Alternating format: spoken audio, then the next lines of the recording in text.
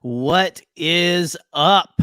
Hyperfocus crew, Bombad fam, whatever you want to call yourselves. Welcome back to the first episode of Hyperfocus in a minute. It's been a minute. This is technically, I guess, the beginning of season 2. And are we going to do seasons? Are we going to do breaks? We'll see. I'll think about it. You know how this show works. I make it up on the fly as I go, so who knows where we're going to land. But if you're new here, welcome to Hyperfocus. We are a part of the Bombadcast YouTube channel. I am one half of the Bombadcast. My name is Jerry, the Canon Junkie. And my some might say better half, Scotty Jairo, is my co-host. He does a little bit of Bombad gaming on the on some Wednesday nights here on our channel, and then every Thursday we do a live show that is the main flagship of our channel. It's the Bombadcast. It's what the channel's named after, and we talk about Star Wars. We'll talk about a lot of pop culture stuff sometimes, but we got a lot of Star Wars stuff coming up to talk about, because for one thing, we've got Book of Boba Fett that's out right now. Actually, we're doing our Book of Bombad series. Check out last week's episode with Tori, Fox, and Arzu Amin. It was such a fantastic conversation. Again, they were the creative minds behind Boba Fest this past year, and so just go check out that episode on the replay, and we'll have another awesome episode coming at you guys this week. And just again, so this is Hyperfocus, and look, I know this is a Star Wars channel. I know we kind of talk about pop culture stuff. Listen. Hyperfocus, if you are new, is a show where I have Star Wars podcasters and people on, and we talk about whatever the hell they want to. And I just said hell because this is later in the evening, and for me on a Monday. And listen, we're going to have a drink. We might use a couple of words. It's fine. Whatever. Just don't tell my mom. It'll be okay. But welcome. Hyperfocus is a place where Star Wars podcasters and other people in the space can come and maybe get some things off their chest. Maybe talk about how much they dislike NFTs. I don't know if I want to have someone on who likes NFTs, and we're never going to try to sell you NFTs because, for one thing, I don't think me and Scotty understand 100% what they are. So, but listen, I've been babbling on and on and on and on for quite a while, and I think that it is finally time. Speaking of my better half, what's up, Scotty? Speaking of, listen, I need to bring in my fantastic guest for the evening. There's someone that we actually met on Hyperfocus, I believe, and I'll ask them when they come on. But I have been waiting for this for a long time. I love this person to death. Guys, without any further ado, here is the wonderful, the fantastic Andy of Force Friends Rewatch. Andy, how you doing? Hello. I don't do things live very much, so this is cool. Hi, everyone. Welcome. Yeah, listen, hey, everyone out there in YouTube land, say hi to Andy and give them a warm welcome. Come on, let's show up. Let's give Andy a great Hyperfocus welcome. And now I sound like Woody from Toy Story saying, let's give him a big Andy's room welcome. Oh yeah, there we go. Love that. But I mean, I guess we can do it's whatever. It is whatever. Andy, how are you doing? I'm doing great. How are you? Yeah, we met on Hyperfocus. My friend Brian from Pink Milk. I got my Pink Milk. Oh, there you go. Was doing Steam Queens. If you're in the chat, sound off, please. Yes, Steam Queens. Was doing an episode, and I had not heard of this show, but I was like, I really like Brian. I want to hear what he's got to say. So I jumped in, right. And then you brought me on camera to like ask some questions and talk a little bit. And you and I like hit it off and realized we had a bunch in common. And then we became Twitter friends. And then you came on my show, Force Friends Rewatch. And now I'm here. If I may, I am not just trying to stroke your ego or anything. Oh, that was one of the guys. This is going to be a good one. Okay. Just off the bat. That was probably one of my favorite conversations I've had on a podcast in a long time. I'm not just, and I'm not, I seriously, I'm not just trying to give you a big head or anything because, Thank you. No, and again, I like to talk and, but we went to such interesting places. I feel like in that episode, I think that was our longest episode revisit that we've ever done. Yeah, it was like, I just didn't want to stop talking to you. So it was like, well, I felt bad being a host and being like, oh, it's an hour and a half. Do you want to keep going? But like, yeah, it was a really good conversation. Listen, if anyone has me on their podcast, it usually ends up being the longest episode. I think it's again because I like to talk, but you just gave me the best compliment ever. So I'm gonna try to focus on that next time. I feel bad for someone saying, "Oh, this is the longest show we've ever had," and not go, "Okay, it's because I have a lot of hot air inside of me." No, I was. Thank you, sincerely. Ronnie, who is also co-host of Ending Pending, one of my other shows that I do, and I do too many podcasts. But but listen, everyone in the chat right now, if you're watching, go follow all of Andy's shows and stuff. Go to their Twitter and get all the. We'll let you plug at the end. I'm sorry. Yeah. No, you're good. But I was like, Ronnie, like if you think there's stuff to cut, like kill my darlings, like cut what you got to cut, and he was like, no, like this is all so good. So like it all stayed. That's the best compliment I've ever gotten, honestly, Andy. Absolutely. But this show isn't about me. Listen, I was not trying to stroke your ego. We stroked each other's egos. We're thoroughly stroked. Let's try to move on from me saying we are both thoroughly stroked and stuff. Yeah. It is. So yeah. If we can. So, well, Andy, I think that I'll have to ask you this question that has become, I didn't mean for it to, but this has become the quintessential question of Hyperfocus, and it didn't take much creativity. What have you been hyper-focused on recently? That's a good question. I know.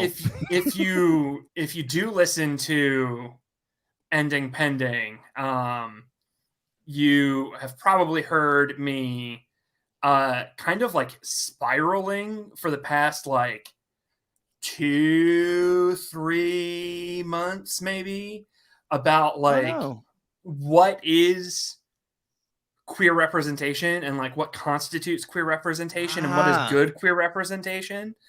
And I think I've kind of had some like existential like big space brain like trying to wrap my head around that, and it would seem to be an obvious answer, like queer representation is like, yo, what's up, Val, what sort of grilled cheese are you eating? Val is in the chat. Yeah, please let us know, Val, and I will put it on screen just so you know, we all want to know. I want to know now. But like it would seem that like an obvious answer to that question would be like queer representation is when a easily identifiable like queer characters on a show or in a book or in a movie or something, but then you get like Rise of Skywalker in the background. Is that queer representation? Because I would argue it's not. Like, two women running up to each other and like having a quick smooch doesn't mean those women are in a romantic relationship. Like, I've kissed a bunch of women who I'm friends with in like a platonic thing. Like, that doesn't mean I'm straight. Like, I'm not, and like I don't have romantic feelings for them. It's just sometimes friends kiss each other in my experience. So like, what is Lando and Solo queer? Like, I think Donald Glover was kind of playing him queer, but like, I don't. Well, there's nothing on screen that says he is. Like, he flirts with Han, but like in the books, I think there's a little, but like I think they just, or was it just like a tweet? They said like, no, canonically, Lando is pansexual. It's not pansexual. That's what it is and stuff. Which isn't Billy D actually? Like, didn't he come out? Is it Pan, or what did he come out as? Okay, so Billy. I'm so sorry. No. This is like one of my hot button issues. Billy. I got you off on it. Billy D. Williams in an interview said, when I'm thinking of myself, just in my mind, sometimes I think of myself and I use he, her pronouns. And sometimes I like refer to myself as she, her. And it's just like me getting in touch with my feminine side and like the feminine side that I think is in everyone. And like, I like to explore that. Oh, absolutely. And some queer people like retweeted that and was like, oh, wow. Like, that's really interesting. Like, that's super cool that this like fucking cool as hell, like actor who's like Billy D has always been the king of cool. Like thinks of himself that way. Like that. What an interesting relationship with gender.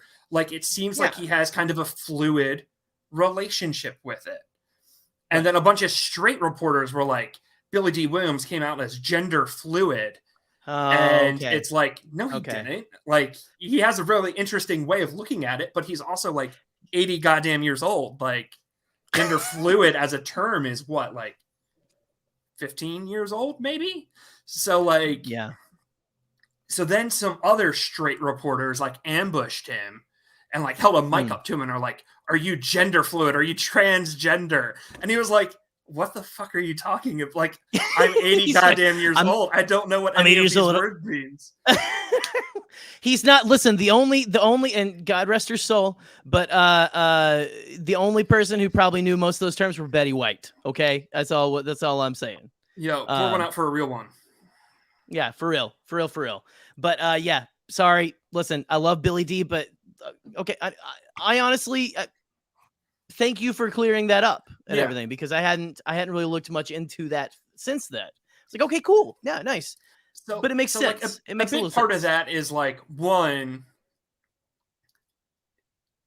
trying to use modern terms to like describe like historical figures who like may or may not have been queer is really tricky.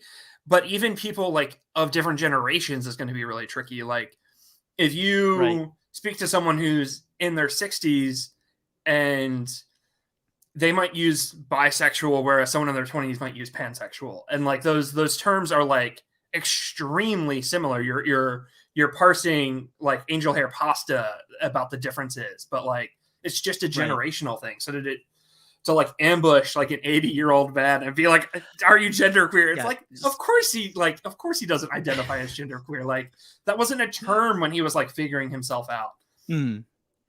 Yeah, and I mean, just let him let the 80-year-old man live his life for one thing. And I mean, it's hard because he's Billy fucking D. Williams, and I know people just want to shove microphones in his face and everything, and get a blurb and all that. But just especially about situations like that. Just let people let people live.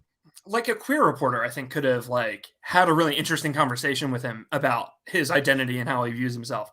But like it was like 4 dude bro like straight reporters or some shit that like it was a mess. It was so cringe. What do you think? I'm not a reporter, man. I mean, come on. Yeah. No, it's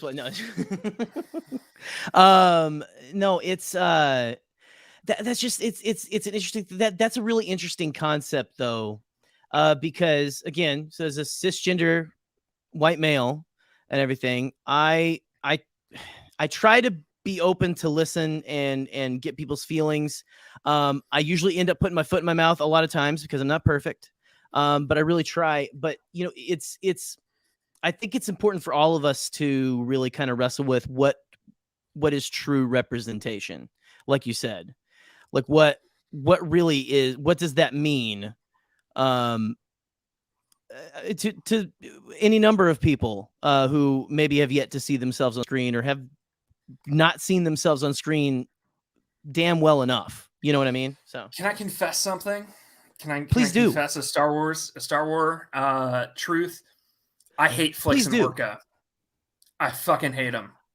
I hate that space penguin and that little mole man goblin. I hate them. I hate them so much. Because whenever a queer person on Twitter voices a frustration with Star Wars representation, the two responses are, You have Dr. Aphra. What are you complaining about? Which, don't get me wrong, Aphra's amazing. Kieran Gillen, like, every single day he wakes up and is like, what can I do for the gays today? And like, thank you, Kieran Gillen. I appreciate you. Aphra rules. Aphra's fucking great. But hell yeah, a comic book character does not carry the same weight as someone who's on screen. Not on screen. No. And the second thing is you have the Rise of Skywalker kiss, or you have Flix and Orca. Flex, whatever I hate them. Yeah. And like, one, I like Resistance. I don't want the first on-screen queer couple to be the weird bird man and his pig husband, who are like cowards and like just like comic relief. It feels kind of gross. Yeah. And two, it feels like here you go, shut up or something almost, right? Two, and I just did that to you. So yeah, they're not confirmed to be a couple. There's an episode where the one is in danger and the other one has to like face his fears and like dig to like rescue him. And there's an episode where they like visit each other's families or something. But like at no point do they say I love you. At no point do they like call each other like husbands. At no point do they call each other partners. Like they're not confirmed to be a couple. And I think that they're subtextually a couple. I think that there is an intent to like subtextually sneak them in as representation, but that is not the same as representation. And when you do that, when like a queer person does that, it's rebellious. When a straight person does that, it's cowardly.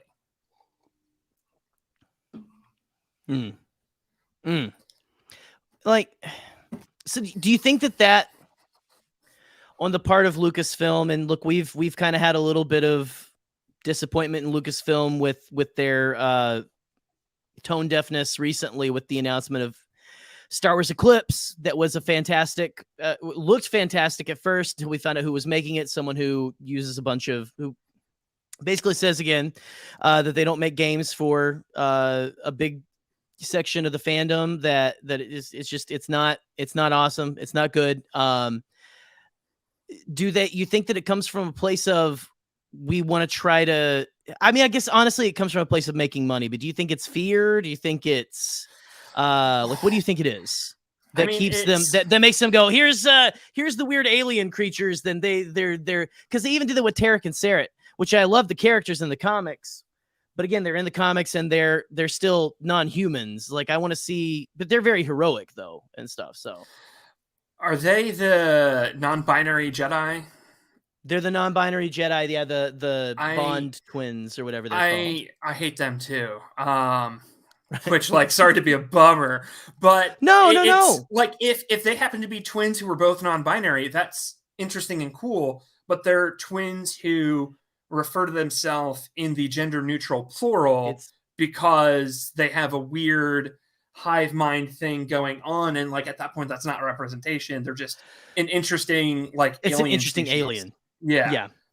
Right. So I think it's tricky because like Lucasfilm Publishing is doing dope shit. Like Lucasfilm Publishing gave us Sinji Rathvelis, they gave us Dr. Aphra, they gave us bisexual Ahsoka, they gave us bisexual Sabe.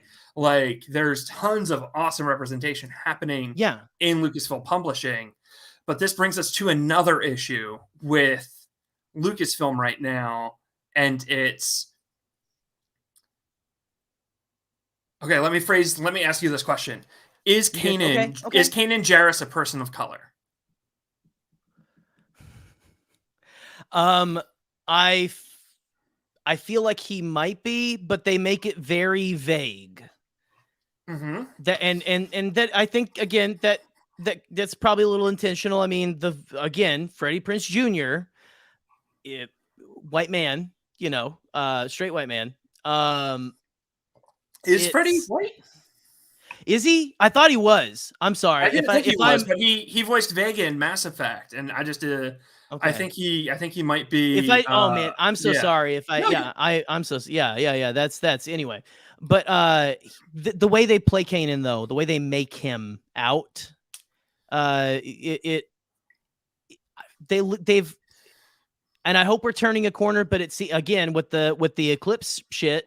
So this is it seems like we're back to square one. This is intentionally like almost a trick question because I had to read a post where someone went into like the animation files that like Rebels did really cool stuff where they would just like release their like character like portraits and you could like get in there and like look at stuff. It was great for cosplayers. But they got into like the animation files and Kanan is, compared to other Caucasian characters, tanner. Right. And so this person like made the argument, like if you compare Kanan to someone like Callus, who is like pasty white, versus Ezra, who Ezra is like very noticeably like a person of color, Kanan is much closer to Ezra. And so their argument was like, he's voiced by FPJ, he's a darker skin tone, he's a person of color. But Lucasfilm doesn't have a word for people of color in Star Wars. And Lucasfilm doesn't have a word for queer people in Star Wars. So for the longest time, Wikipedia wouldn't like identify queer characters as queer in any sort of searchable way because there were homophobes and they were like, well, there are no gay people in Star Wars. There happens to be characters who are attracted to the same sex, but gays don't exist in a galaxy far, far away. Therefore, we're not going to like categorize them and make them easier to find. If you were looking for like queer content in Star Wars, you couldn't find it in Wikipedia. So like Sinjir Rath Velis, who is only attracted to men and like smooches his boyfriend and gets married and stuff to a man. There was nothing on there that said fucking he was love gay. Sinjir. I do Favorite too. character from those novels, man. Anyway, go check out the Wendig trilogy. Please continue though. So it wasn't in the Wikipedia on him though. So like they would say they would have the events that happened to him, but nowhere would the word gay be labeled, and there was no way to search for gay or like any sort of LGBTQ characters on Wikipedia because the fans running it were saying, well, there's no word for it in Star Wars, so it doesn't exist. And same thing with like people of color. There's no way to like search on, as far as I know, on Wikipedia for characters of color. And like, if you're a fan and you're like, wait, is Kanan Jairus meant to be a person of color? Someone is saying that, Val, thank you, Val, is saying that Frank Prince Jr. is a quarter Puerto Rican. Val again, explained. I'm sorry for my... Not their call. Oh, you put it up. Thank you. Yeah. Yeah, it's... I don't know if he would identify himself as such, as a person of color, but FPJ is great. Great actor, great ally. Love the dude. He kicks ass. He kicks ass for people who need it too. Like, so yeah. He's a pretty cool guy. He called me a gangsta. Dude, really? Yeah, it was dope. One of my proudest moments was that's badass. You're calling me a gangsta. That's badass. Yeah, he's great. He's a really cool dude. He likes my Iron Bull cosplay. Hell yeah. But yeah, it's super frustrating of like, if you don't label stuff, then like, is it representation? Like if there's not a word for it, if it doesn't exist. And so like, on the one hand, I understand that you can't say like that Sabine is Asian because Asia doesn't exist in Star Wars. She's a Mandalorian. But like, without that, you get fan casting like white actresses as Sabine, and that's gross and weird. And like, if you don't say whether or not like Kanan is a character of color, then like, how can someone see themselves in it if you're a kid and you're, you have a similar skin tone to Kanan and you like admire him, but then all you ever see is like really white ass fan art and white ass fan cast, and it's like, wait, but I thought he was a Jedi of color. Like, there's so few Jedi of color, like so few, and like Rebels is this amazing show where like the three main human characters are Ezra, Sabine, and Kanan, and I think it fucking rules that they're all characters of color, but like, hell yeah. you have people debating about that. Like, three of them. I've seen people like fan cast Timothy Chalamet as Ezra, and it's like, that is the whitest white boy I've ever seen. And you want him to play like Ezra Bridger? Are you kidding me? But again, there's no confirmation of like who Ezra is. So you get these dumb white people who do dumb white people bullshit, and it's so he can be Paul Atreides. He can be Paul Atreides. He can be with the space whites over there in Dune. Okay, yeah. Anyway, I'm sorry to cut you off. No. I would keep going off. So.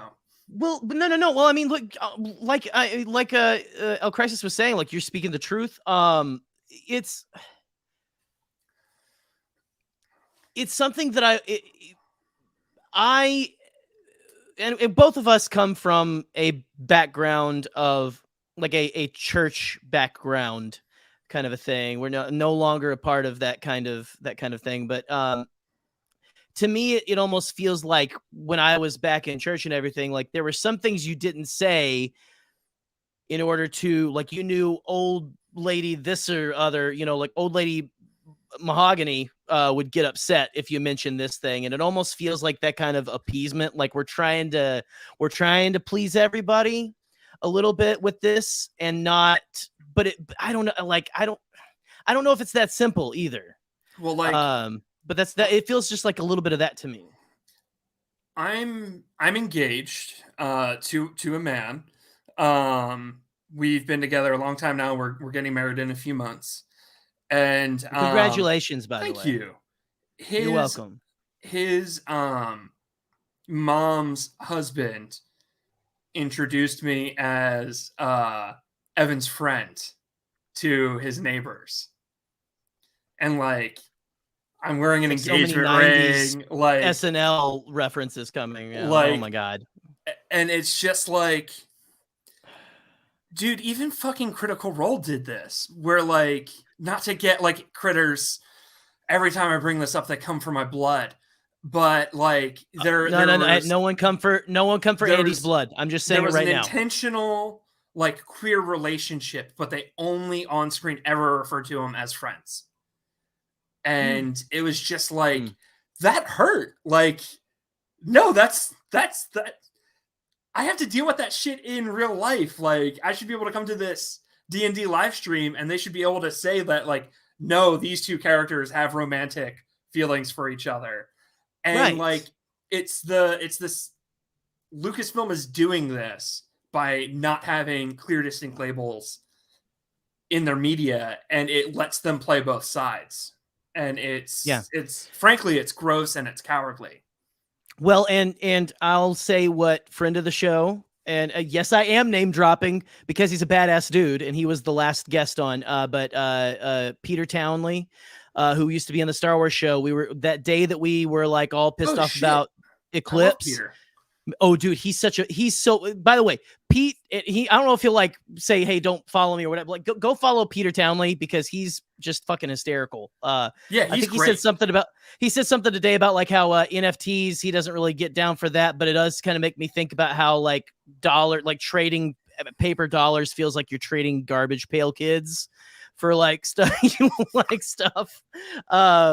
Anyway, but no, he said. He's like, I used to work for this company, and let me tell you, you know what all they think about is money. That's all that matters. And they don't just want your money. They want you to think that they're on your side so they can have your money, and they want the other people to not notice so they can have their money or think that they're on their side or whatever, like however you want to slice it. Mm-hmm. And I mean, I don't know if that's, unfortunately it comes down to that, but I wish that a lot more creative people higher up had morals, maybe a sense of humanity, a sense of decency, a sense of what's the word? I don't like Yeah. Backbone is And actually that's a better word than I was thinking. and I want to stress that I don't blame any of the artists or creators with Right. this, and I don't think people should like go harass individual like artists or creators or anything like that. Like, I've had the pleasure of getting to like interview some of them, and the stuff that they say off screen is different than the stuff that sometimes they're allowed to say on screen. And Right. I know that if I'm frustrated by this, the bisexual author who is writing this is even more frustrated that she can't say the word bisexual. So like it's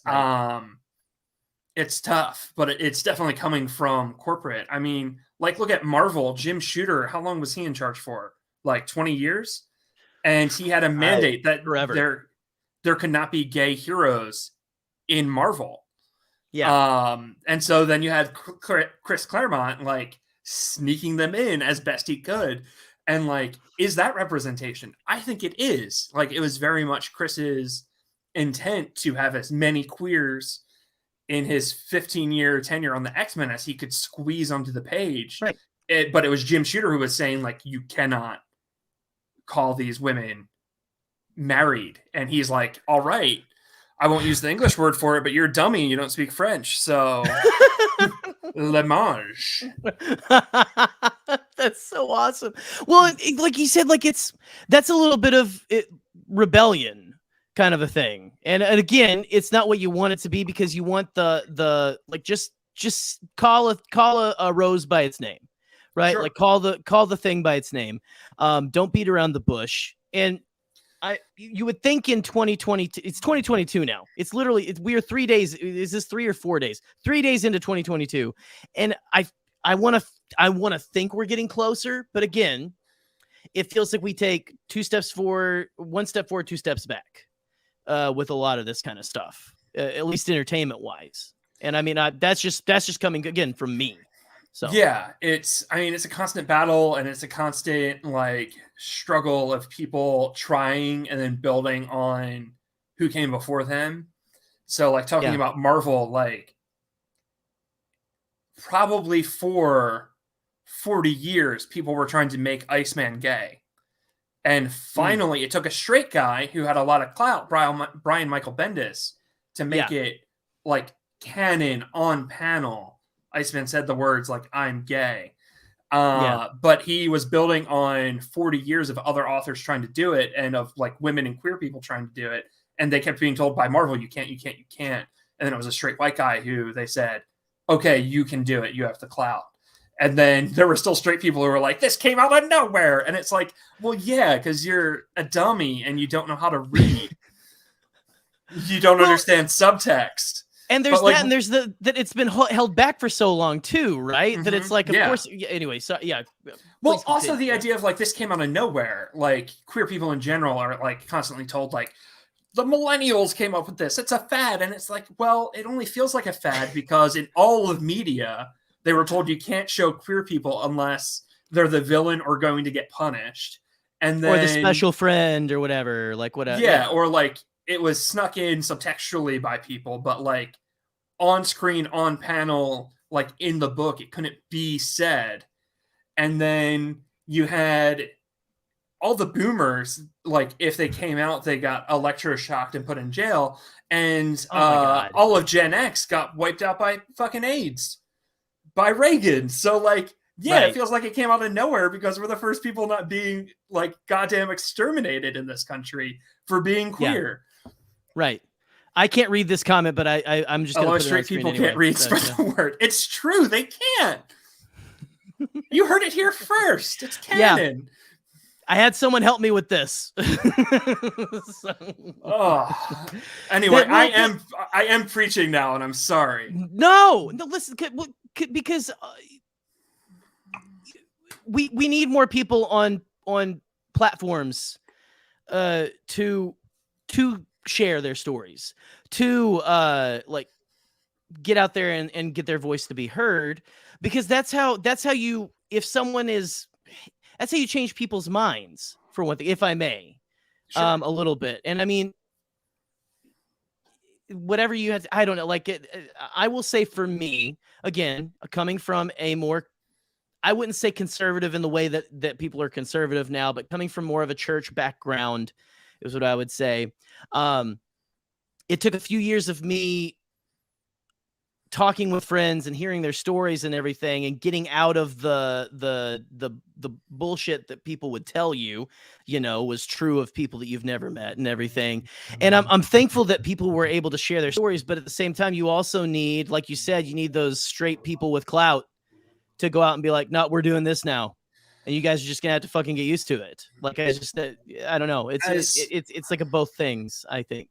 As far as I'm aware, the people who made the show Black Sails are straight. Toby Stevens is an actor who plays Captain Flint on that show.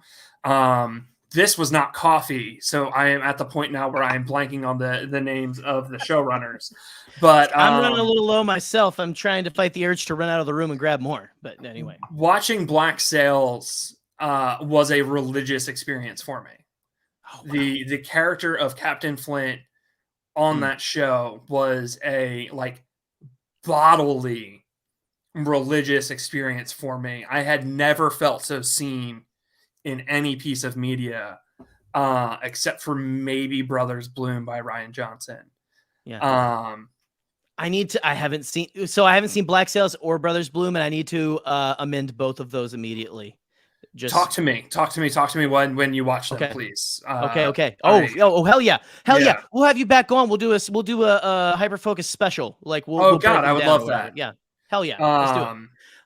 But anyway, watching that show and being like, holy shit, like this is so important. Like it fucking broke me. Yes, Val Patron, Brothers Bloom in the chat. It's very good. It's a very good movie. I have it in my iTunes. I do. I just haven't pulled the trigger on it yet. I need to.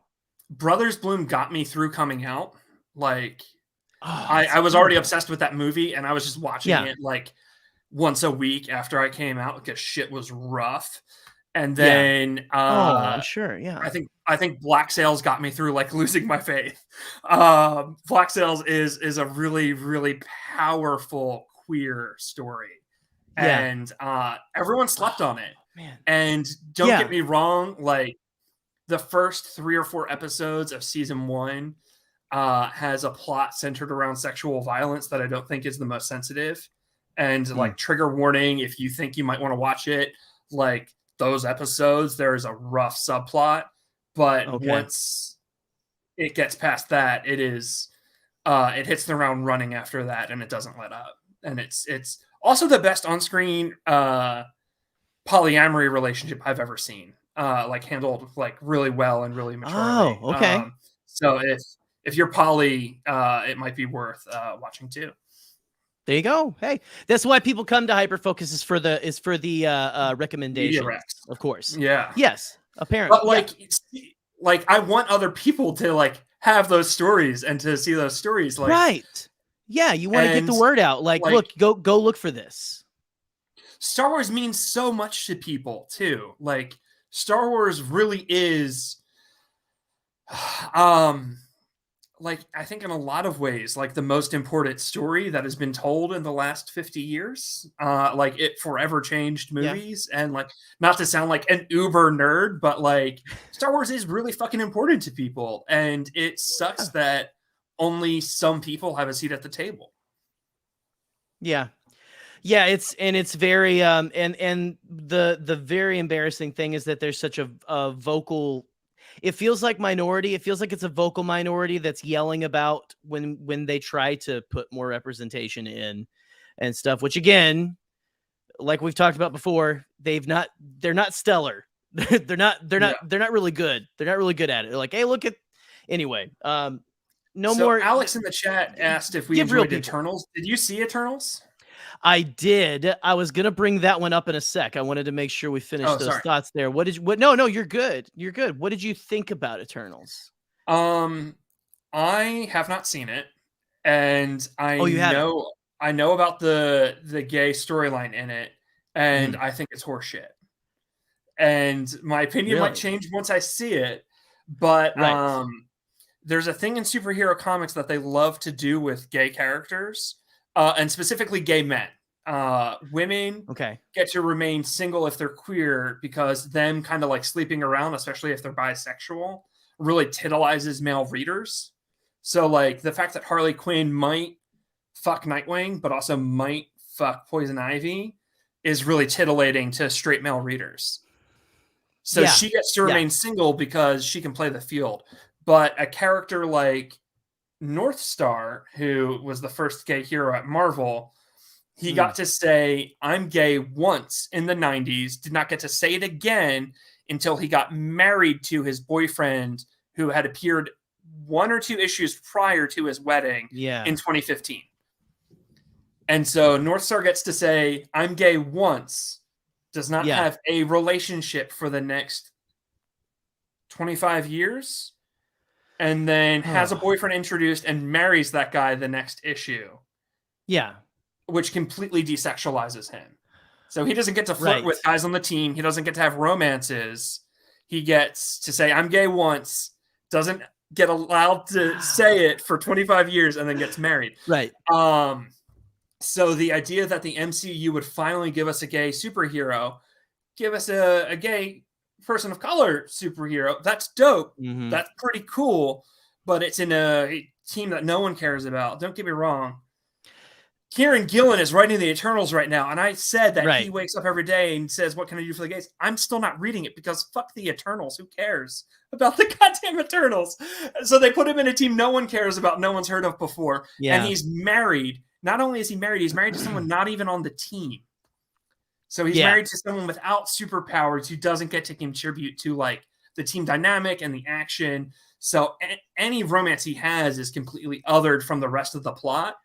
And he's completely safe to male audiences because he's not going to be like flirting with anyone. He's not going to get to have any like sexy fun times because they're married with kids. So you're right. Oh my god. That's my issue with Eternals. Now, mind you, there are gay men out there who have a very like hetero respectable relationship, and I'm like, that's important too, right? Like if you are like married, have the white picket fence, have kids, like you should also get to see that sort of story reflected. But it does seem to be in superhero comics and like Marvel and Disney that's the only sort of like gay man that gets to be had. And books like the current run on X Factor was amazingly queer and had all sorts of really cool queer flavors, if you will. But it got canceled after fucking 10 issues. So like, great. Yeah. Like, well, so if you did love Eternals, like I'm here for you, and like that's great. But that's also like I'm tired of that trope in superhero comics. Well, see, and I don't read a lot of superhero comics, and so therefore I honestly wasn't aware of that kind of a thing. And you explaining it makes perfect sense. Unfortunately, of it being, but. And look, I've only seen Eternals once. I can't wait to watch it when it drops on the 12th again. I think it's worth to watch this stuff. Honestly, it's the most. There are some very tender moments between he and his husband, I'll say. But I was married and I am divorced, but I know it does desexualize you really quick. So let's just say that for at least in hetero couples, so, for sure. And like, I might see it and I might love it. And like, I would love to go in there and have my mind changed. I do think it's hilarious that Richard Madden gets the first sex scene in a Marvel movie. Right. Does anyone count Tony rolling off the bed with the half-naked reporter? Does anyone count that? Not really. This was more tender. Anyway, no, yeah. I'm sorry. Please continue.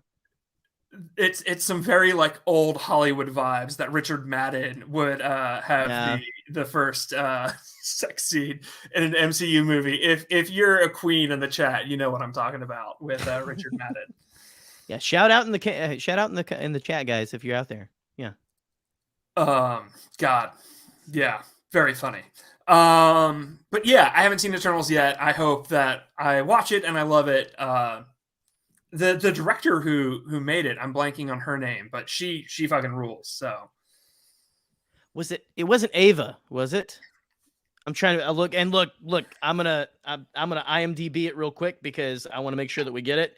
Yes, I'm doing it on screen. Because my show, my rules. Whatever, it's fine. Just keep talking, Andy. You're fine. Keep talking.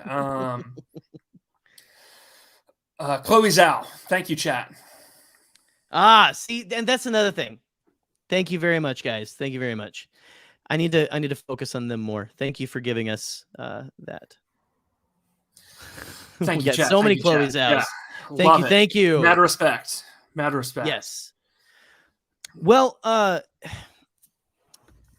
trying to think of another of a question here for like it's.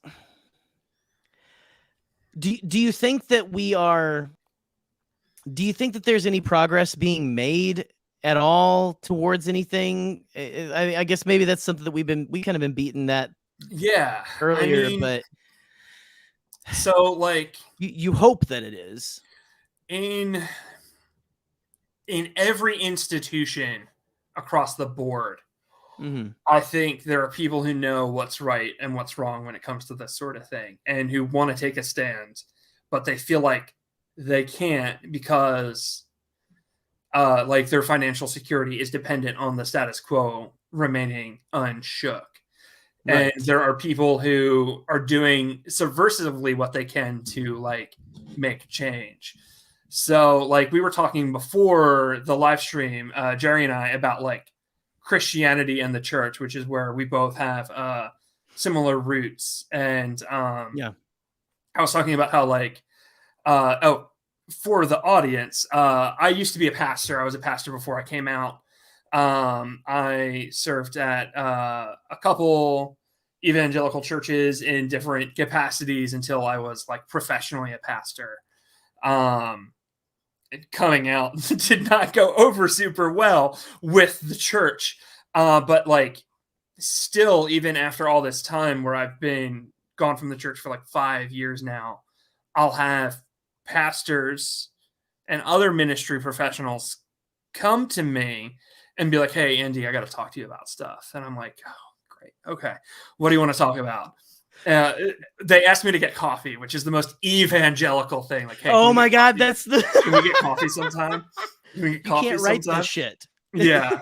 And it's like, okay, I think it's in Second Opinions, chapter 14, maybe. It's like, yeah, we can get coffee sometime. What do you want to talk about? And like, they confess to me that they know homophobia is wrong, but they can't do anything about it or else they'll lose their job. And like, can I give them my blessing? Essentially, like, can you make me feel not guilty about this?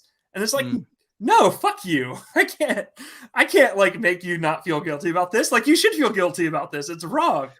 Right.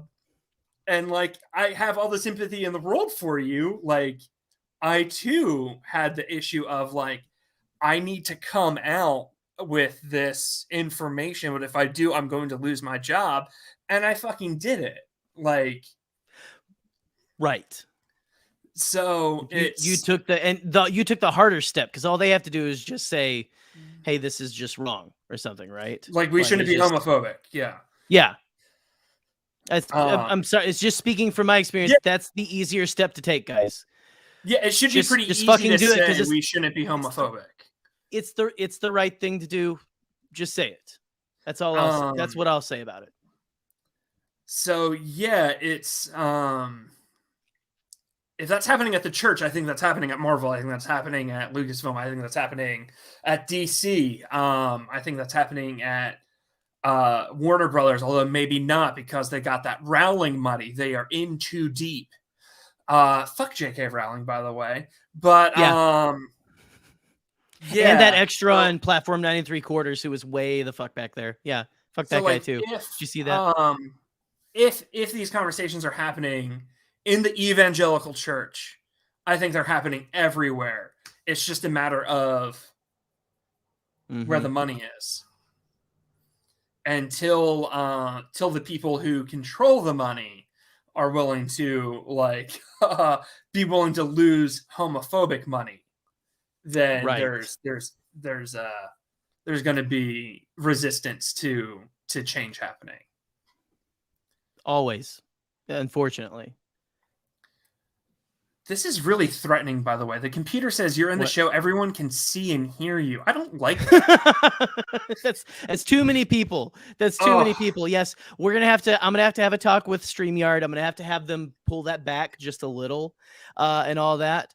Andy, to be a gay theater kid and like want to be seen but not want to be seen. Yeah, brutal. It's the worst push-pull ever, right? Listen, if you're okay with it, I'm gonna put the link in the chat for some wonderful people in there. If you're watching and you want to come in here and ask Andy any questions, talk to or either one of us. If you want to come in here and hang out with us for a bit, join us. But real quick, let's post that, and then I'll play the lovely theme song again that everyone loves. And my favorite part of the show, I've always said, is people like bopping to the song. Can I say something too before people come in? Please do. Please do. Feel free to ask me anything. Like, the worst thing I will say is like, I'm not comfortable answering that, but it would have to be like a really bonkers question to get that response. But like, if you have a question and you're afraid that you might upset me with how you ask it, please just ask it. As long as you're respectful. And most of the time, most of you guys who come in here usually are, but just say, let's keep this all respectful. Let's keep this, yeah. Anyway, like you said, like if you want to get disrespectful, we can get disrespectful, but let's maybe not. But it's Jerry's house, yeah. Respect Jerry. Yeah. I like to keep an orderly place, and if we're gonna come in all drunk and disorderly, we're gonna boot you out. I'm sorry, we don't do that around here. We don't do that in my house. But anyway, guys, gals, non-binary pals, here we go. It is time for the live chat call-in.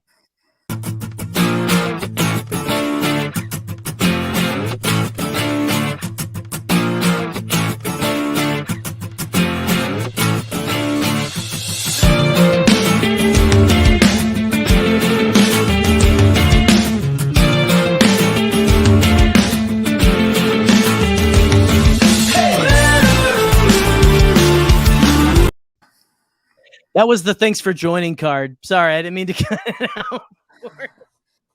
Do kids dab anymore? I'm not a youth pastor anymore. I don't know if kids still dab. Should I play the call-in one just for good energy or something? Because I don't want people to leave. Yeah.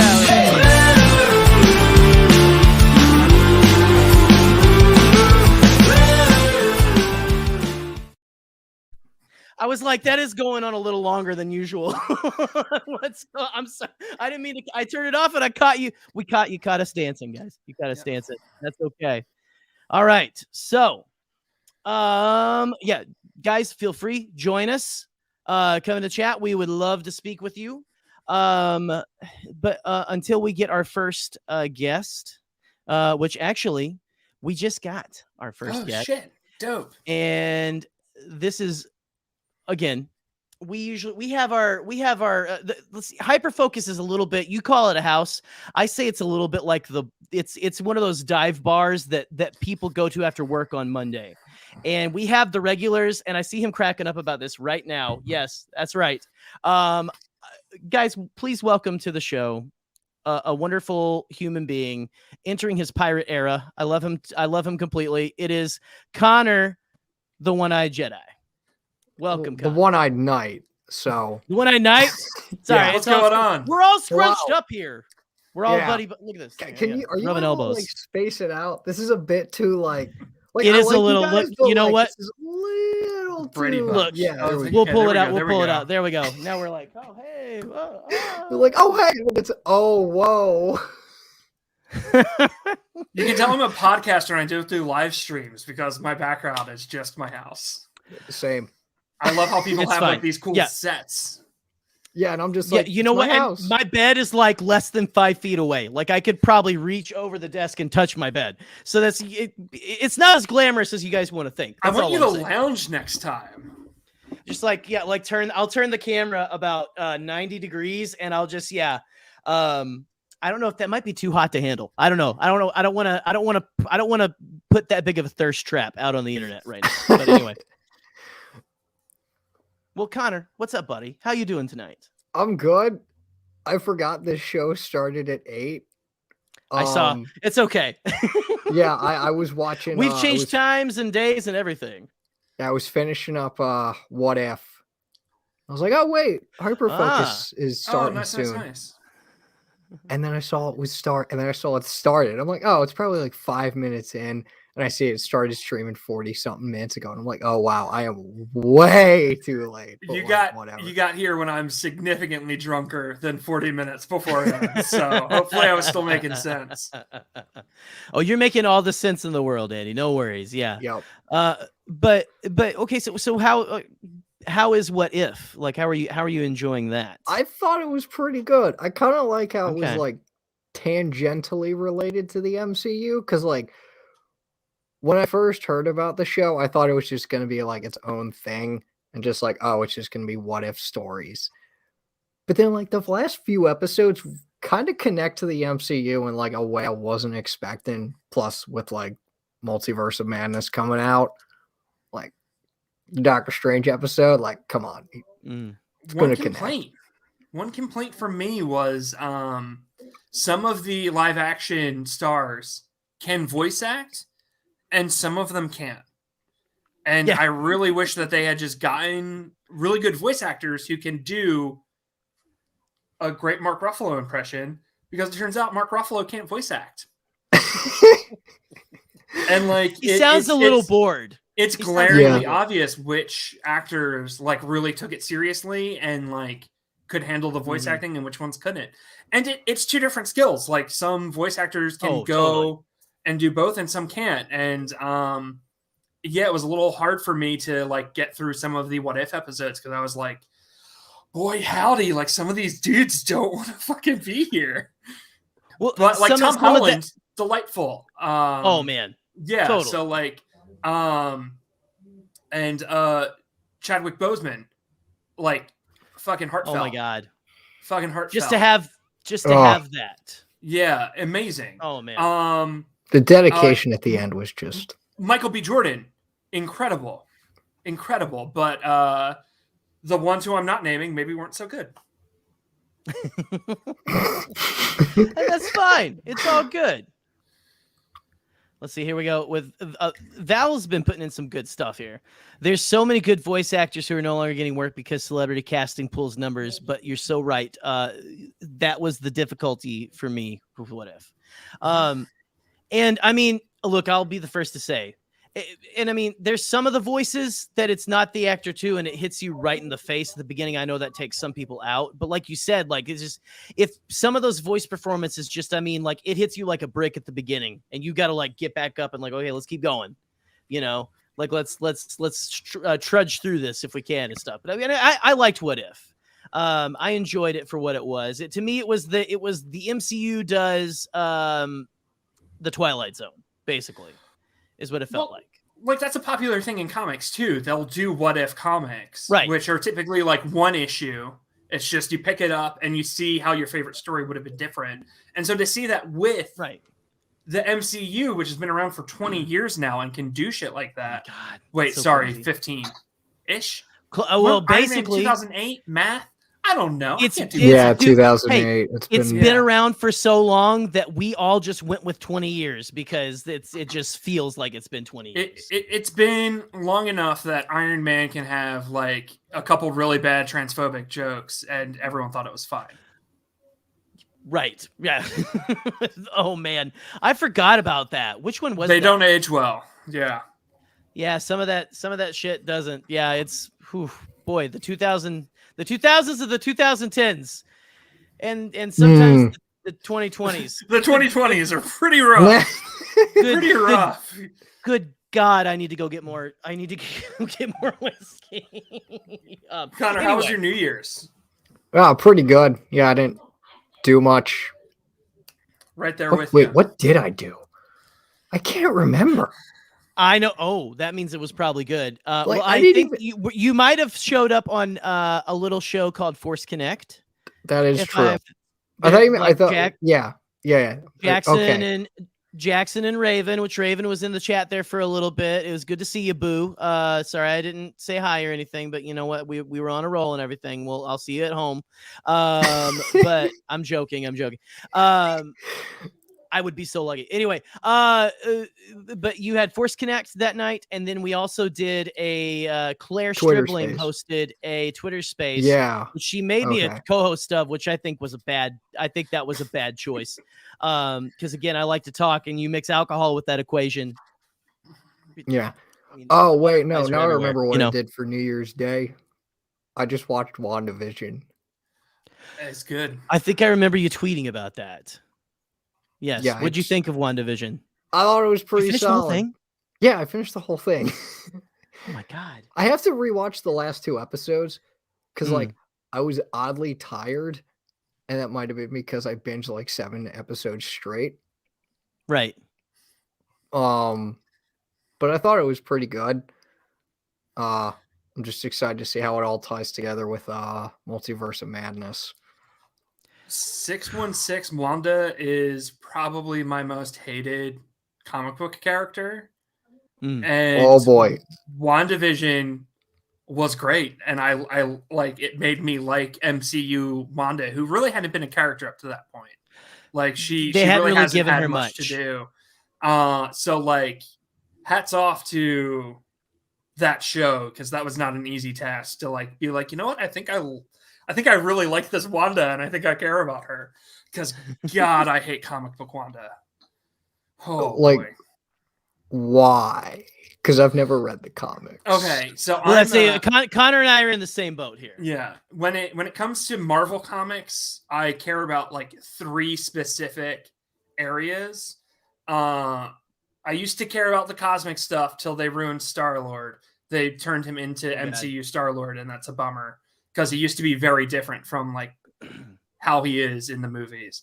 But so right now I care about Thor stuff, like Asgard stuff. I care about the Young Avengers, because Kieran Gillen's run on them was monumental. And I care about X-Men. And like X-Men is like my main focus. I love the X-Men.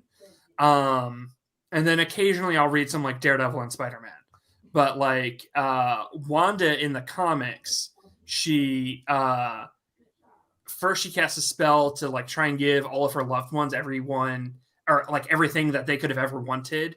And it created the House of M universe, and it was like a really cool alternate universe thing. Like she altered everything.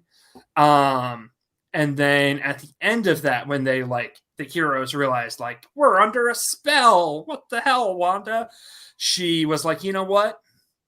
Instead of taking responsibility for doing this, I'm going to say no more mutants, and cast a spell to get rid of all of the mutants, because it's the mutants' problem. And it took the mutant population from like multiple hundreds of thousands down to less than 200. There was only 198 mutants after M-Day. So like it has only just now been reversed. House of M happened in 2005. So it was like 20 years of like no more new mutants were being born, and like some of your favorite characters lost their powers. And it was rough. And it like really fucked up X-Men comics for a really long time. So like all mutants in the comic books like fucking hate Wanda. They call her the Pretender. And she tried to fix it. She tried to cast a spell to fix it, and instead she just like resurrected a bunch of dead mutants. So then it was like a fucking like Walking Dead zombie apocalypse on the mutant like safe haven. It was like, Wanda, please stop casting spells, please. Just like you're making it worse. You're just making it worse. The other thing she's done too is she's been like, can't you guys just get over it? Like, just forgive me. I'm an Avenger now. And it's like, bitch, like, no, we can't. We can't get over it. You decimated the mutant population.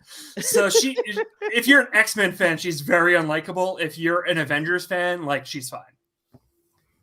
I agree, Lauren. The current X-Men shit, which started with Jonathan Hickman's run, which was House of X Powers of 10, has been amazing. Really, really good stuff. Also very gay, so check that shit out. Nice. Get on it. Get on it. Yeah. It's like I can barely keep up with the Star Wars comics right now and everything, but I'm glad that all of that, like I've heard of the House of M storyline. Yeah. I've just heard like some of it. But I from the sound of that, I like what they're doing in the current MCU, at least up to this point with her. Yeah, she's been great in the MCU.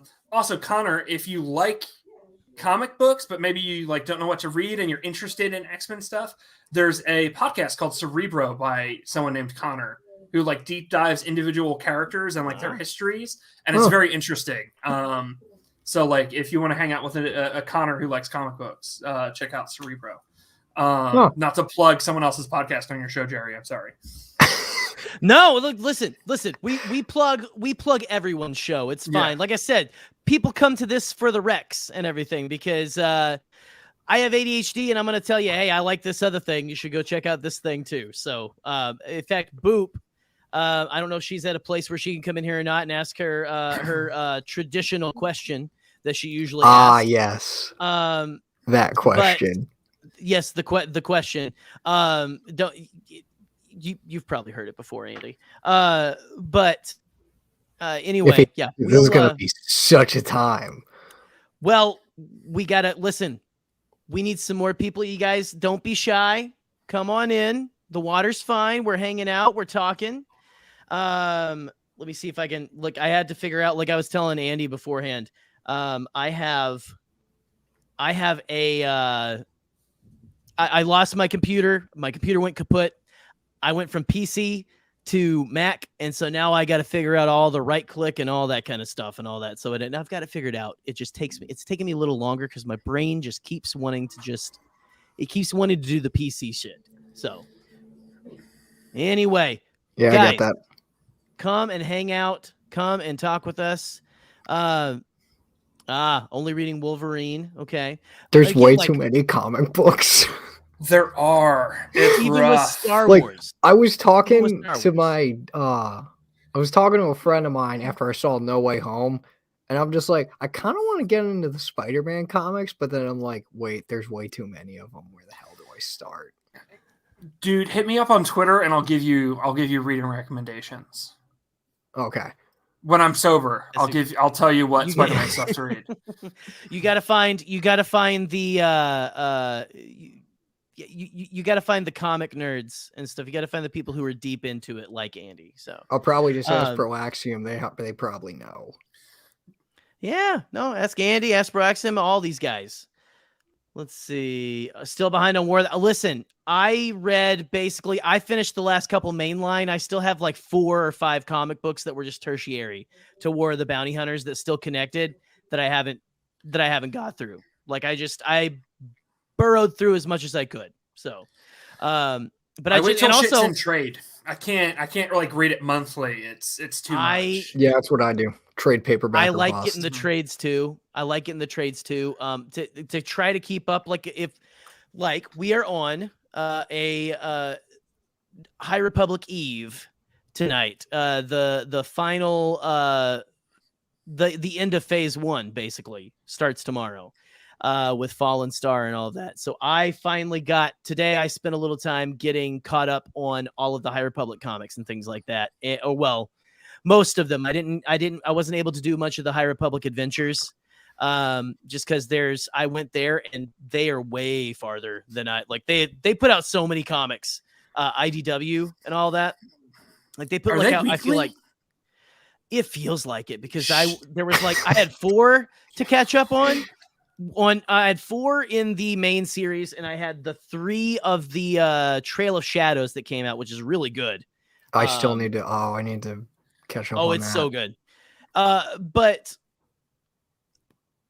I went to my Comixology and started looking at like the IDW ones, and Monster at Temple Peak already has is that done? Is Monster at Temple Peak done? It's but like Star Wars Adventures, or High Republic Adventures was like there were like 10 or like almost 10 like books that I hadn't read, which was the same. I stopped reading those the same time I did this, the main line. And so that was like, I don't even know if I'm going to be able to catch up, but anyway, what are you going to do? We're nerds. We love this stuff, but there's so much content. You got to pick and choose, because unfortunately you also need to survive, to eat food, to breathe air, and, do a job. Some people do a job, I think, to make money, to do all those other things too. So. Yeah. Yep.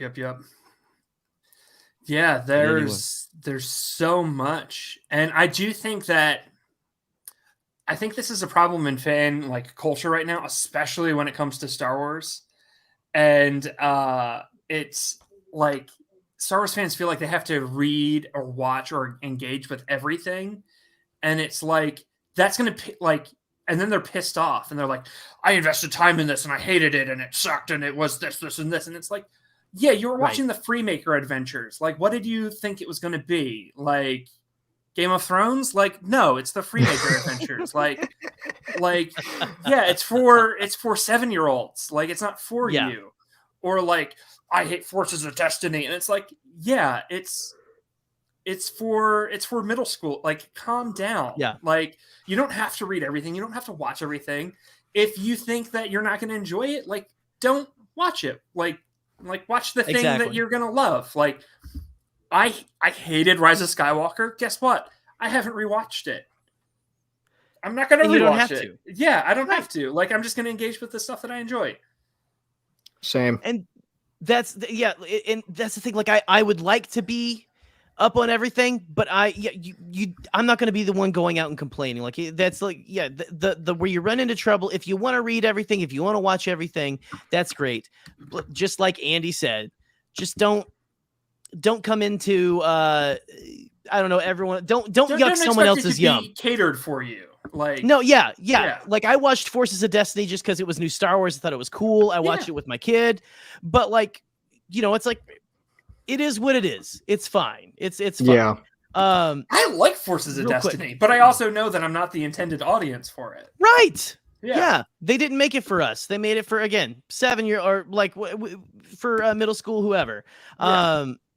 Listen, we have a new guest in the chat as well, but also I wanted to bring this up. Do you want to talk about it? Are you planning any elements of Star Wars in your wedding? Like, you've got a wedding coming up. I do. Very soon. Like, how soon is it? So Star Wars Celebration moved their weekend to the weekend of my wedding. Which, don't get me wrong, I'm thrilled I'm getting married. I wish Star Wars Celebration was any other weekend. So it is May 29th. Is when I'm getting married. Any Star Wars elements to it other than it taking the place of Star Wars Celebration? No. So Evan and I are getting married in a castle. Evan's my fiance. Ooh, nice. And we're kind of awesome. Loosely taking some inspiration from a version of A Midsummer Night's Dream that we really love. That has a really strong aesthetic that was done at the Globe Theater in like the early 2000s. And so a lot of like antlers, a lot of bones, a lot of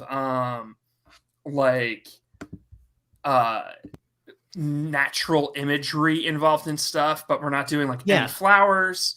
We're not having any floral arrangements. We're doing like really light decorations because the venue itself is so like fucking dope. A lot of like lanterns, and then Evan's side of the wedding party is going to be the winter court of the Fae, and my side is going to be the summer court. Oh my god, that sounds so that sounds so beautiful. Sounds incredible, man. Like, seriously, like that, like for one thing, I don't know anyone who got married in a castle. And now I do. So who will be getting married in a castle. So not everyone can say that. That's awesome. That's incredible. And I was congratulations. I got a manicure the other day, and I was talking to my nail tech about like what we're looking forward to in 2022. And I was like, like I'm getting married. I'm really excited about it. And she was like, yeah, I'm getting divorced. I'm really excited about it. And I was like, okay, I'm not talking about my wedding anymore. I'm sorry. Like, you could have. Wow, like a tale of two people. I'm happy you're starting a new chapter. I hope like things are cool.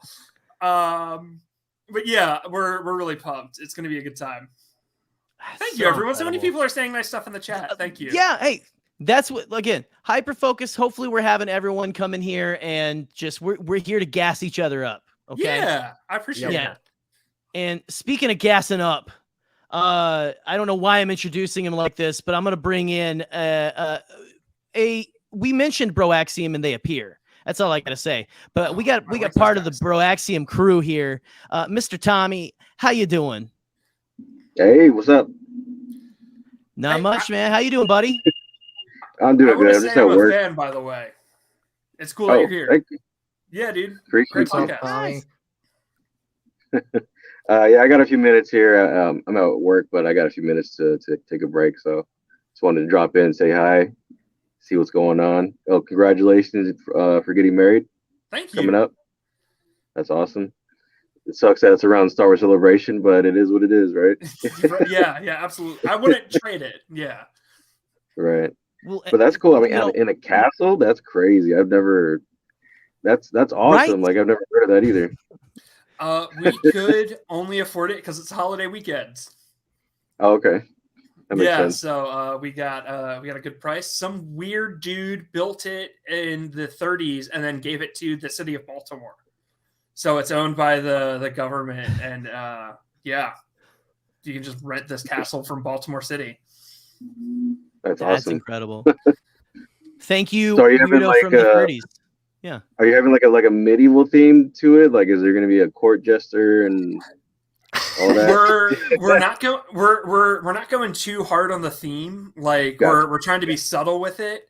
But we do have a lot of nerdy friends, and we were like, I don't know how many people are going to be like dancing. So like, while we have a DJ, we were trying to think of like other cool entertainment stuff.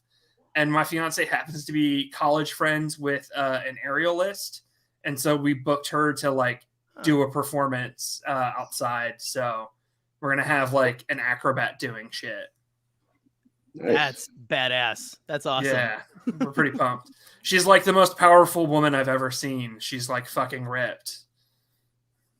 Oh, dude, that sounds so cool. Yeah. It's like, Evan, where do you have these friends from?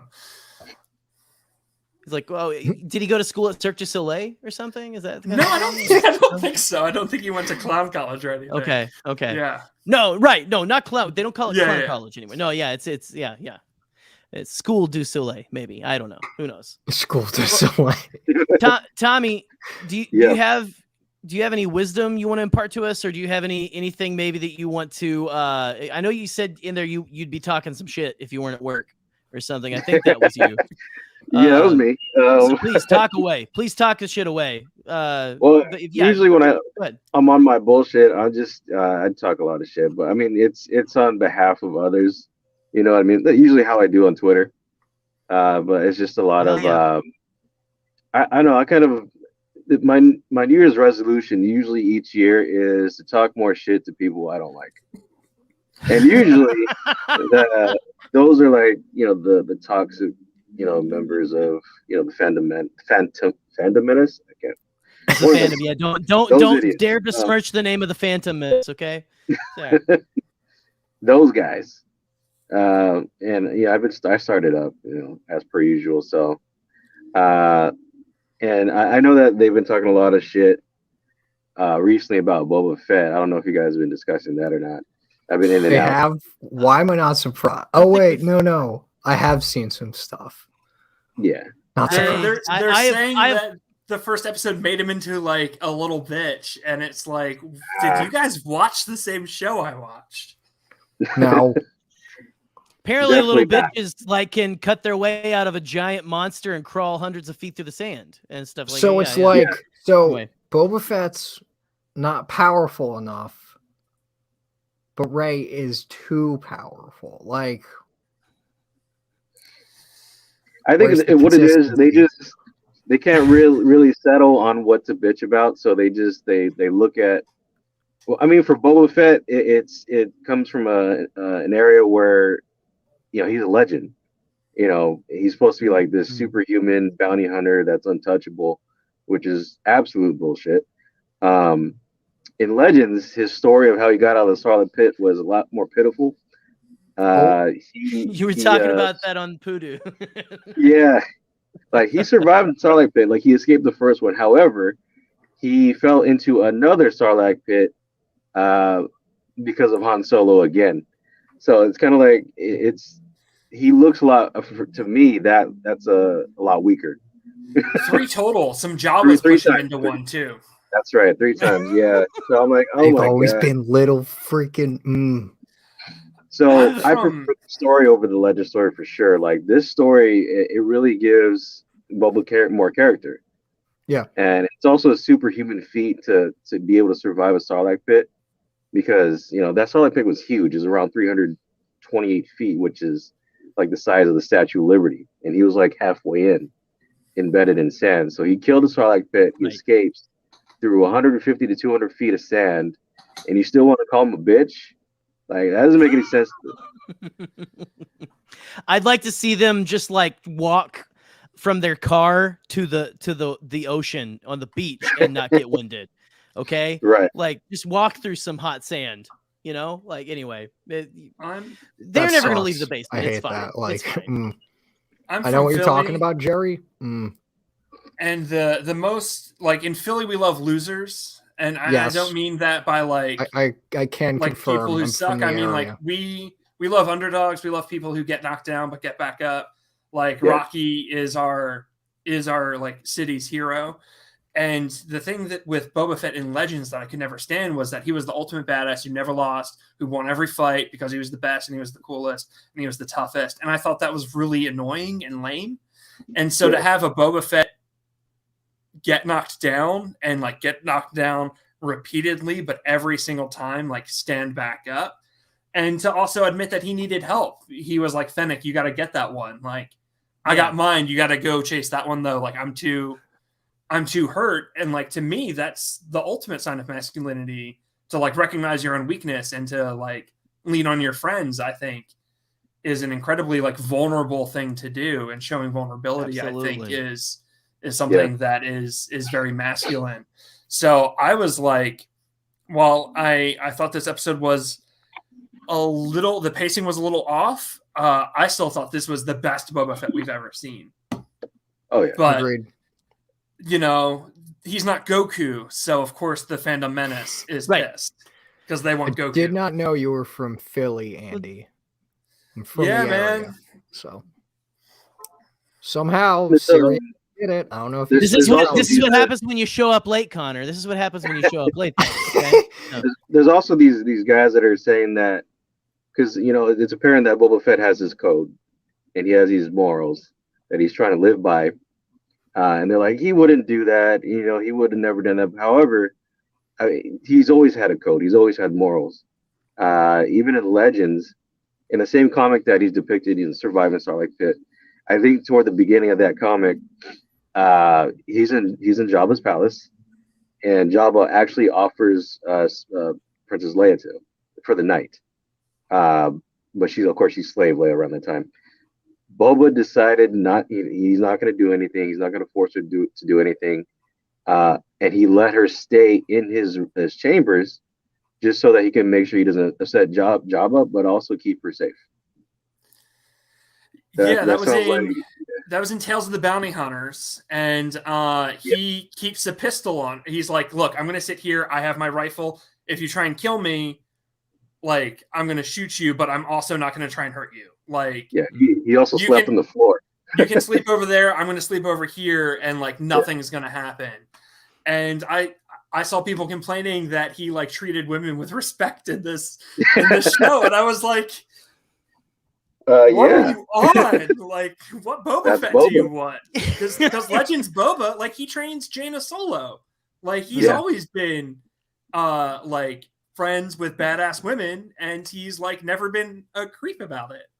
Yeah, he's always been respectable and shown them respect. And I don't understand where they're getting this idea from that he's just a savage and treats everybody like garbage. Like, no, that's not him. That's never been Boba Fett. not even in Legends. So yeah, I don't know where you're getting this from.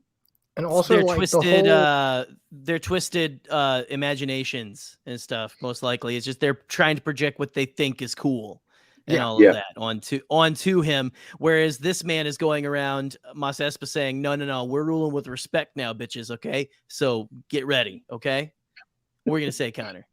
I was just gonna say, like, the whole thing of like, oh, he wouldn't do that.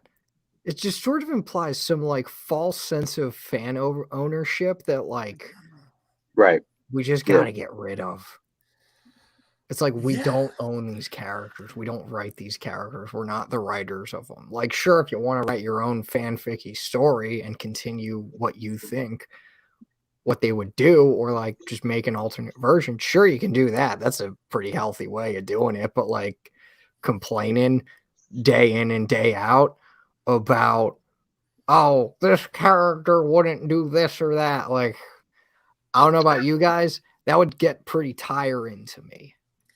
Oh yeah, it's a little tiring. It's It's definitely. And newsflash, we just saw him do it. So like, square that. Like, sometimes the canon changes how you perceive a character, and you can either be really bitter about that and be hateful and freak out and throw a fit, or you can say, you know what? I didn't expect that. Now I got to square that with my perception of the character. Be curious. Right. Not judgmental. Ooh, okay. There you go. Somewhere to live by. I also know that they are getting very upset that there is the Great Galactic Bake Off that I think is happening in the High Republic comics, which I think is hysterical. And they said, oh, next thing, it's going to be a dance off. And I think I saw someone, I forget who it was. I think DJO said something like, They said, oh, write that down. Like, like we need to keep that. But look, I think I have a clip here of I think this is something that is official and everything about the Book of Boba Fett. Let's see what here's where I think the Book of Boba Fett's going.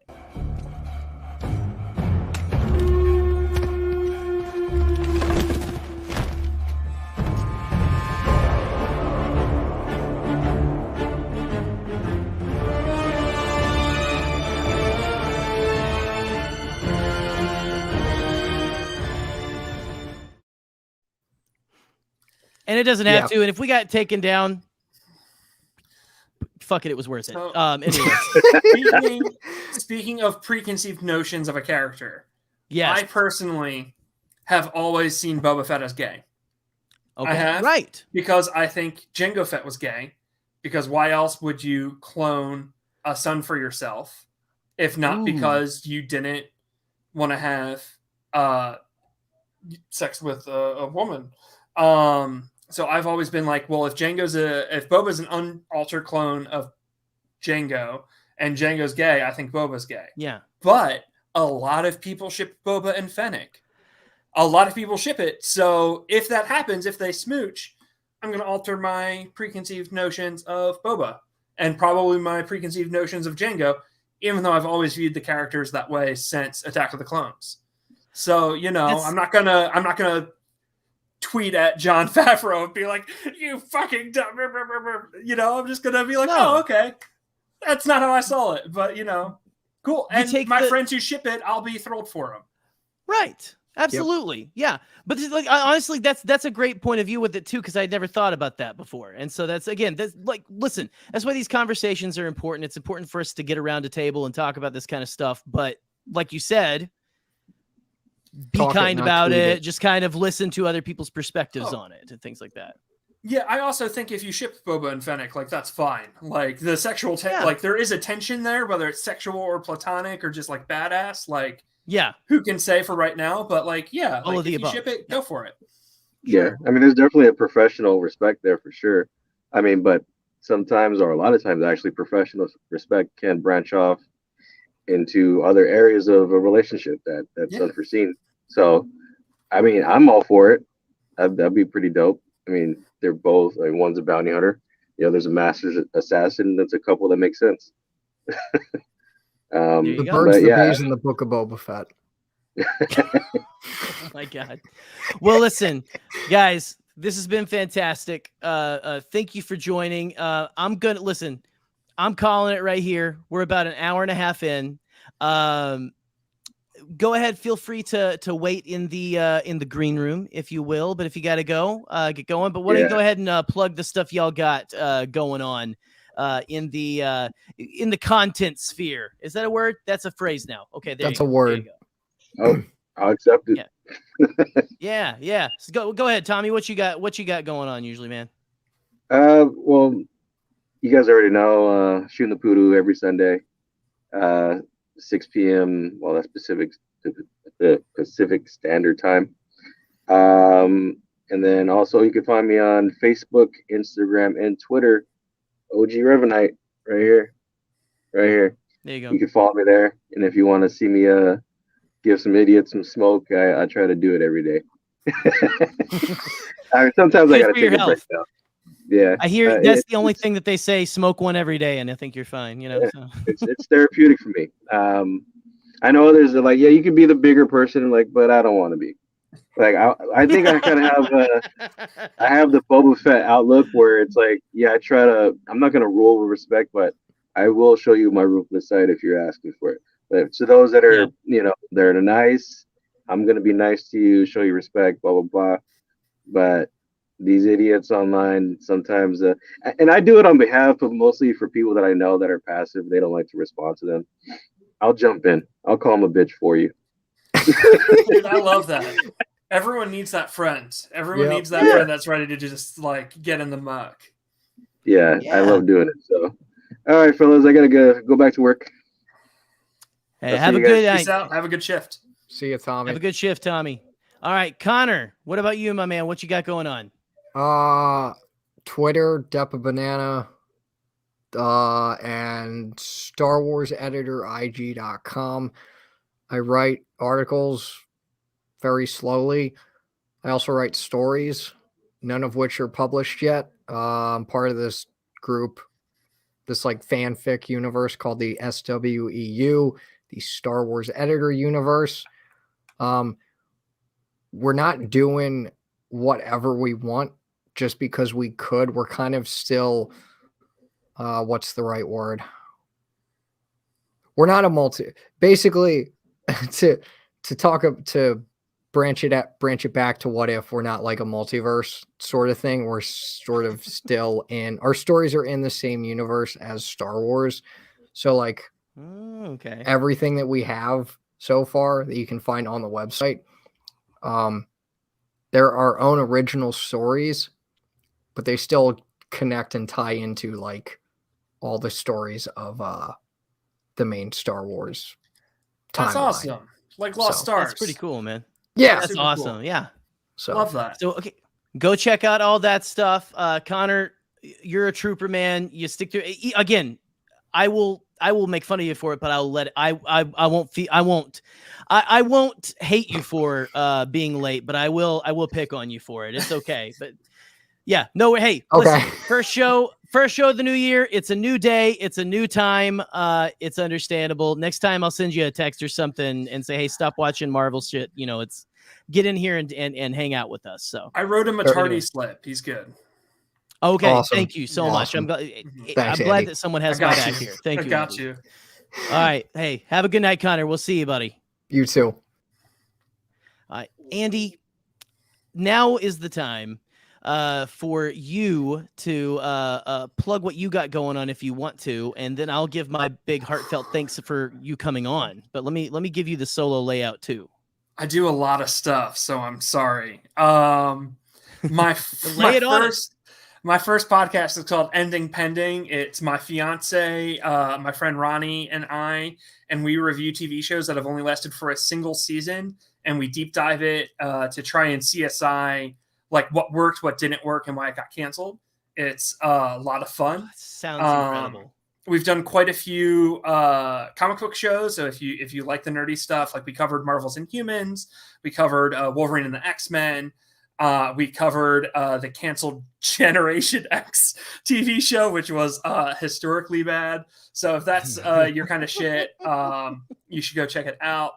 My second podcast is called Good Neighbors, and it's an actual play RPG podcast, which means we're playing a tabletop role-playing game like on air, on mic. And it's a modern fantasy game set in Louisiana. And it's about a found family who is trying to protect their community. So if you love themes of like community care and found families and like queer stories, I think you'll really dig it. If you like horror podcasts and spooky stuff, I think you'll really dig it. Some really cool monsters. And we're coming up on the final arc very soon. So there's only maybe like 8 to 10 episodes left. So we're very close to being done. If you want to dive in now, it's a very like manageable listening load. There's maybe like 50 episodes and we're going up to around 60, 62, I think. So we're very close to ending. Also, if you like religious trauma, my character, I ain't subtle. Like there's a lot of religious trauma with my character. So if that's your cup of tea and you want to hear me talk about religion as I like kill monsters, check that out. We love monsters and religious trauma in this house. Yeah. Or talking about religious trauma. Yeah, it's good stuff. And then my last show is Force Friends Rewatch. I don't recommend doing 3 podcasts, by the way. It's a lot of scheduling. You're making me tired just talking about this. Yeah. I always get embarrassed when people are like, plug everything you do. I'm like, no. Don't Force Friends Rewatch is my Star Wars podcast. Me and my co-host Ryan, we talk about Star Wars television shows and only Star Wars television shows. We just finished our Mandalorian-themed arc. We went through every Mandalorian-themed episode of Clone Wars, Rebels, and The Mandalorian in chronological order, and we like deep dive to them. And we're about to to mix it up, we did a Visions arc, and then we're about to start our next official arc where we're going through every Ryloth episode. So every Ryloth episode of Star Wars TV, we're going to deep dive and like talk about what we know about Twi'leks from all the Ryloth shit. So, right. Yeah. And then I also guest on a ton of people's shit. So my Twitter handle is at a One Hat Town, which is a Brothers Bloom reference. I mentioned Brothers Bloom earlier. And anything I do, I tweet about. So if you just follow my personal, you'll see the other shit I'm doing. And you'll see when I guest on cool stuff like this. So. Well, you're too kind to call this cool stuff, but thank you. No, listen, like I am for this as well, Val. Please take a nap, but just make sure you're taking care of yourself, and I think we're good. Drink water. I wore my own merch. There you go. Oh man, Scotty and I wear our own merch all the time. Like it's a thing. You know, like when you're in a band, you don't want to wear your own merch, but when you have like a show, then you want to you can be a walking billboard. And I asked 2 homos if it was gauche if I wore my own merch on a live stream, and they said it was good marketing. So there you go. They just said it was good marketing. So yeah. Hey, you got to have the good marketing. You got to have it all. Andy, again, thank you so much for coming on. Thank you so much for hanging out. I know we can go on for a while on Hyperfocus, and you and I both can go on for a while. I called all night, baby. Yeah, hell yeah, that's right. Listen, if I didn't have to get up at 4 a.m, I would be here. Like I want this to be my job, so I can just talk to interesting, cool people like you. And you know what? We probably, if I didn't have a job, it'd probably end up just being me and Andy the whole time. So it's fine. It is what it is. But Val, again, I don't know what a nap is. I'm so sorry.